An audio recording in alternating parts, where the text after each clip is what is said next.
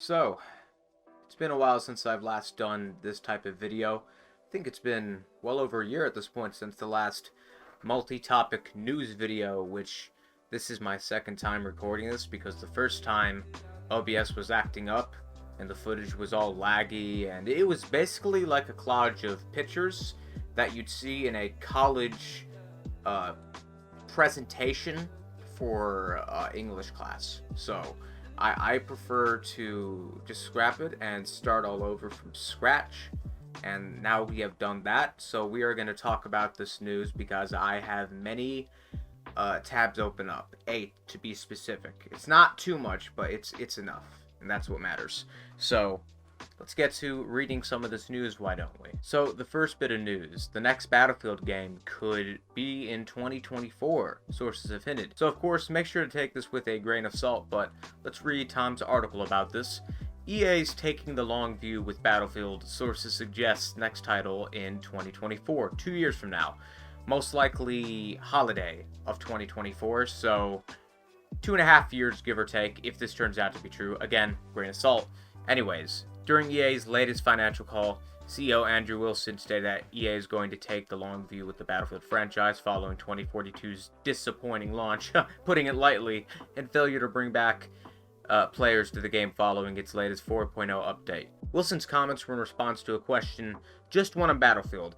I'm just curious if there are any updates on that franchise. I know you guys previously mentioned you're willing to kind of invest more into the franchise in the long term, but has that mindset changed in the past few weeks given the lack of resurgence from the latest update? Which then he proceeds to respond by saying, no, and again, we take a long view here. This is one of the greatest franchises in our industry, built by one of the great teams in our industry, and our expectations that will continue to grow and be a really important part of our portfolio for many, many years to come. Which, it's good to see that they aren't giving up on this franchise, or DICE for that matter, because EA has many historical moments of shutting down franchises along with the studios behind them. So the fact that they're not doing that, at least for now, is a good sign.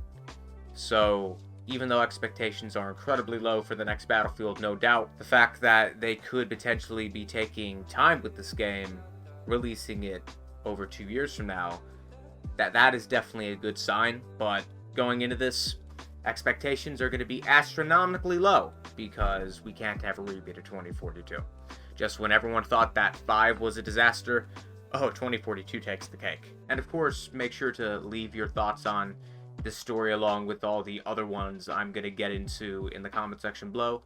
I'm curious to see what you guys have to say. Anyways, on to the next story for a game which I have not talked about in a minute as of now. And that, of course, being Titanfall 3. Everyone's favorite game on this channel. Everyone's favorite game of all the games. And even though it's been a minute, and I haven't had a reason to talk about the game in any way, and make content out of something which doesn't even officially exist because views, there are possible leaks about it which take this not even with a grain of salt, but with a whole fucking mountain of salt.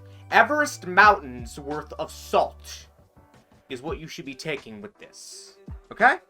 Let's get to reading this. There have been rumors for years that Titanfall 3 is in development at Respawn Entertainment, but with the studio preoccupied with Apex Legends support, working on Star Wars Jedi Fallen Order 2, looking forward to that game, and developing 2 other Star Wars games, it's hard to imagine where it has any resources to currently dedicate to a third Titanfall game. And with Apex as popular as it is, Titanfall doesn't make a ton of sense right now. Everything suggests that the game is not in the works, yet a GameStop in Germany hasn't gotten the memo. Alongside taking pre-orders for Dragon Age 4 and FIFA 23. See, it's funny that they mentioned FIFA considering the fact that EA no longer owns them, so they gotta make up their own original soccer game to use to milk people outside of the US, specifically in Europe. So we'll see how they go about that. So what's going on? Well, there are a few possibilities. For one, this could be a mistake, most likely. Alternatively, this could just be the GameStop store looking into the crystal ball and trying to get ahead of the curve around pre-orders. Neither of these explanations make much sense though. That said, this being a leak also doesn't add up. Why would a GameStop in Germany know about Titanfall 3 early? GameStop does know about games before their announcement. Large retailers are alerted to game announcements before they happen for the sake of pre-orders and promotion. However, specific stores aren't usually looped in on these details. Now, especially take this with a grain of salt because of another article I have here in regards to this leak. And this update here reads, the accredited industry insider Jeff Grubb speaks out about the rumor. He has affirmed that the Titanfall 3 in Germany GameStop retail stores are allegedly real. However, Titanfall 3 metamorphosed into Apex Legends during development, and that is what those placeholders refer to, which makes the most sense. Which, you should also take that with a grain of salt, since no official word by EA or Respawn has been said, so don't get your hopes up. What could be? Am I not supposed to have what I want? What I need? What am I supposed to do?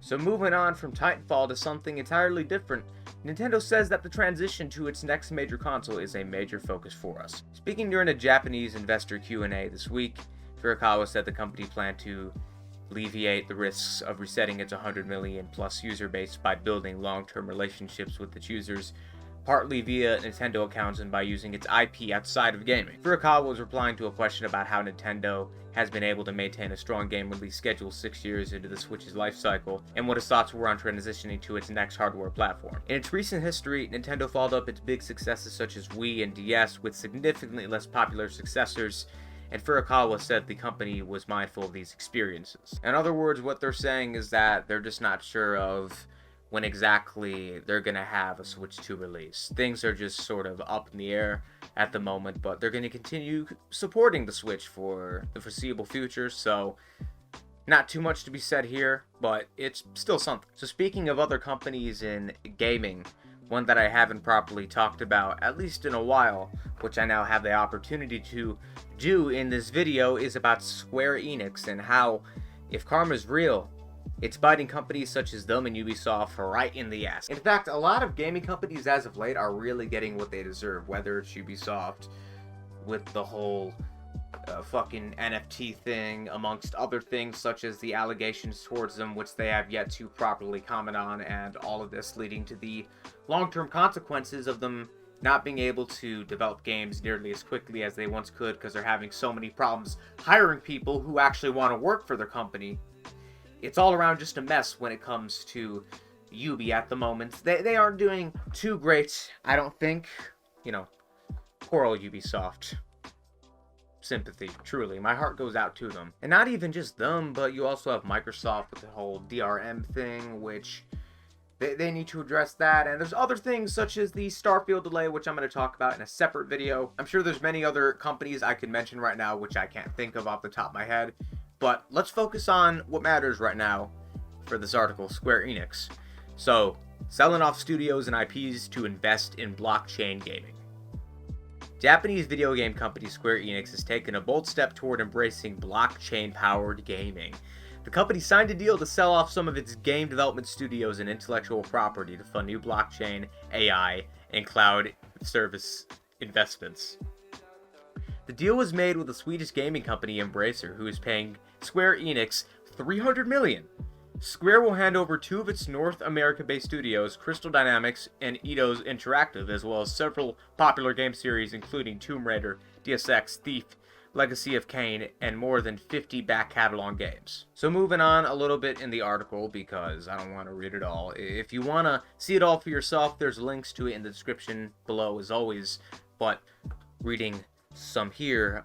Meanwhile, Square Enix has long set its sights on developing play-to-earn games backed by NFTs and blockchain technology. In an interview with Yahoo Japan earlier this month, Matsuda Sada, I don't know, and he's very in support of this, so I don't care if I pronounce it incorrectly. It doesn't, okay, maybe that's a dick move. Maybe I'm a meanie for that, but that's not relevant. Shared that focusing on traditional games would not be enough for the company as gamers' interest was shifting.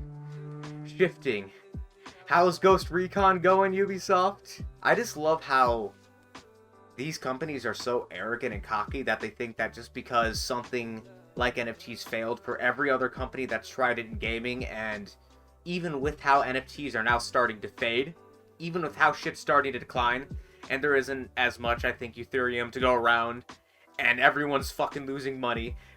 These guys are so up their own asses about it that until they do it themselves and realize how badly this is gonna hurt them, they're gonna really try for this. And when it backfires terribly, I'm gonna laugh because it's so funny to see scumbags get fucked over for trying to scam people, whether it's gaming or another medium in which NFTs are being exploited for, which it's a shame because NFTs, the technology behind them is interesting to me, but the implementation of them is what really ruins them. And it sucks because, similar to the Kinect, while a gimmick for gaming, purely because of the technology, which NFT, when comparing it to that, thinking more about it, NFTs, they're less than even just gimmicks in gaming.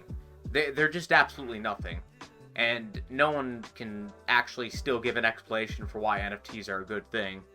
So, shitty comparison, but I think you get my point. So speaking more on NFTs real quickly, I just want to talk about this. I remember not too long ago, I was watching this video by Angry Joe, where he was ranting about how you could now purchase NFTs as physical items from vending machines, which there are just so many levels of irony to all this, it's not even funny. It's not worth a laugh, a chuckle, a smirk, or even a knee slap. Just think about this. A digital-only item is being sold physically, but has no physical value, and will cease to have any value once NFTs are gone for good. You can't make this shit up. So, moral of the story here when it comes to Square Enix, when it comes to the lack of interest in games such as Avengers or Tomb Raider, it's simply the results of shitty marketing combined with setting too high of sales goals for the games, such as less than 10 million units sold on Tomb Raider being a flop. Even though those are sale figures many games could only dream of having, but they pump so much fucking money into the shit, pumping too much into it, which leads to them losing out on money if they don't make enough back. So they only have themselves to blame, and then when you look at how Avengers was handled and how terrible the marketing for Guardians of the Galaxy was, it comes down to Square themselves. So sorry, Square. If anyone here's a Square, it's you. But speaking of shitty companies, the goblin of them all, or more specifically, the goblin himself, Bobby Kotick, who looks extremely constipated in this photo. We're going to talk about this story here for the last article. New York City sues Activision targeting Bobby Kotick, who is also being sued, and there's so much going on with Activision. This is another company who is getting what's coming to them. One lawsuit after the next, whether it's other companies or whether it's states in the United States of America suing them. So, starting here, Activision CEO Bobby Kotick rushed to secure a takeover bid from Microsoft to escape liability for misconduct at the company, a new lawsuit from New York City officials alleges. And see, that right there is just as big of a surprise as finding out that big boy Bobby himself not only knew about the things going on at Activision, but even indulged in some of it himself, and threatened to kill female employees if they at all tried to speak up about it. So, true gentleman right here. You can just see the gentlemanism here in his face. Fuck, that's not here. Fuck! In fact, you can just see the gentlemanism on his face here. You could just see it here as it screams, "God, I need some more money. I need money."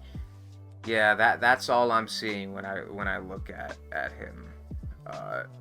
So, not much really to say here, just more of the story being continued, more of Activision getting what is coming to them, and that's the best way to sum it up. So, that's all of the news articles for this video. I hope you enjoyed. Again, leave your thoughts in the comment section below, and that's all I've got to say. I hope you enjoyed this video, and I'll see you all for the next upload. But until then, I'm out. Later.